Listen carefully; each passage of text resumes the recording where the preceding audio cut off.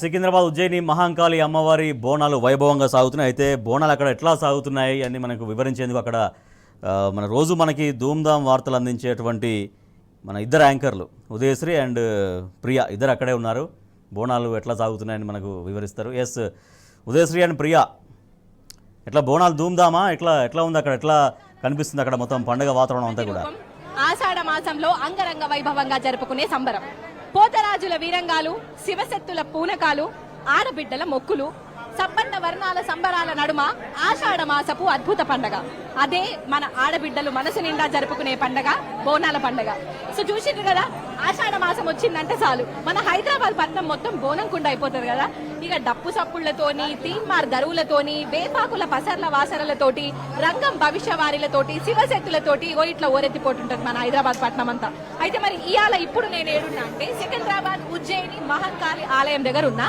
So పొద్దుటి సంధి భక్తులు అయితే అమ్మవారి దగ్గరకు వస్తూనే ఉన్నారు, మంచిగా అమ్మవారిని దర్శనం చేసుకుంటూనే ఉన్నారు. ఇక మరి బోనాల పండుగ వచ్చిందంటే ఇక మన తెలంగాణ అంతా ఎట్లుంటది, మన హైదరాబాద్ గల్లీలంతా మేకపోటేళ్లతోని బోనం ఎత్తుకొని మన ఆడబిడ్డలందరూ కదులుతుంటే ఒక జాతర లెక్కనే కనిపిస్తుంది.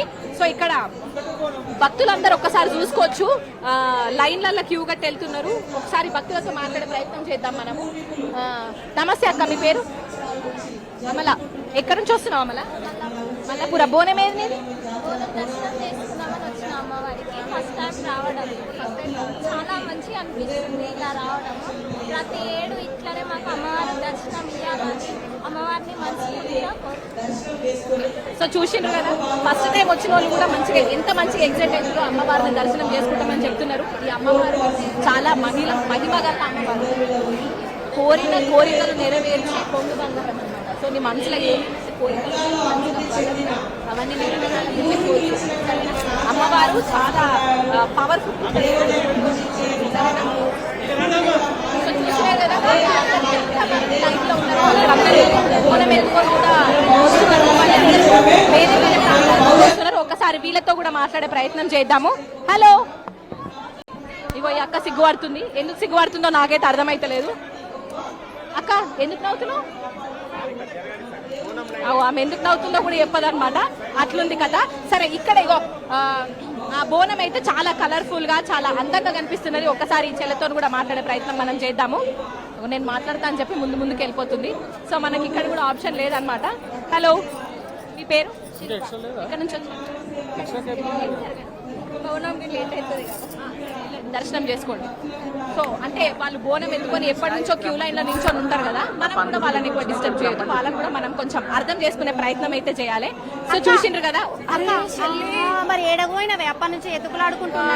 నేను ఇంకా తప్పిపోయినవేమో, ఆడ మైకుల అనౌన్స్మెంట్ ఇద్దామని నేను మైక్ లో పెట్టి అందరు అడగకుండా పోతున్నావు. ఇంకా నన్ను మైక్ లో అనౌన్స్మెంట్ ఇస్తుంది. అటు అక్క ఎక్కడదు ఇక్కడ తప్పిపోయిందా ఏంటి? నన్ను ఆడ పక్క గూకో పెట్టి నువ్వు మంచిగా నీ డ్యూటీ నువ్వు చేసుకుంటాను. నేనేం చేయాలి? మరి నేను గూకబెట్టుడు కాదే, ఇంకా బోనం కుండా చేసి వచ్చినవా? అమ్మని ఆయన తిడతారే. బోనం కుండా నేనేడ చేసినా నువ్వే చేసుకుని బతుకురావాలి. పెద్దదానివి మందు నువ్వు పని దొంగమని తెలిసే నాకు. ఇంత దొంగమని పని గురించి నువ్వు నాకు చెప్తానవా? నేను పొద్దుగాల 6 గంటలకు మనోళ్ళకి ఇక్కడ బోనాల ముచ్చట్లు అమ్మవారి ముచ్చట్లు చెప్పేది కానీ చెల్లి ఊరుకొచ్చిన. ఇవాళ ఒక్కరోజు నేను ఇంట్లో పని చేయకపోతే నువ్వు కూడా చేయవా? సంవత్సరానికి ఒక్కసారి వచ్చేదే బోనాల పండుగ. ఇంటికాడ బోనం చేయకుండా మంచి సోపు రెడీ అయ్యి ఇక్కడ భక్తుల్ని అడగనీకి వచ్చిందట. నీ భక్తి బోనం కూడా పట్టుకుని రావా? రోజంతా నేను పని చేస్తాను. సంవత్సరానికి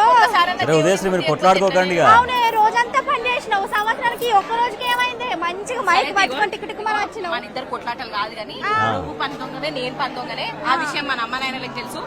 బోనం ఎత్తుకొని అలా క్యూ లైన్ లో నిల్చున్నారు. వాళ్ళని చూడకు నువ్వు. ఇప్పుడు వాళ్ళని చూసినావు అనుకో, మన దిక్కు చూసి ఆ బోనం మర్చిపోతావు.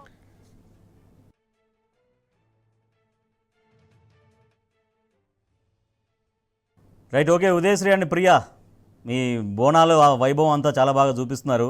కానీ మీరు కొట్లాడుకోకండి.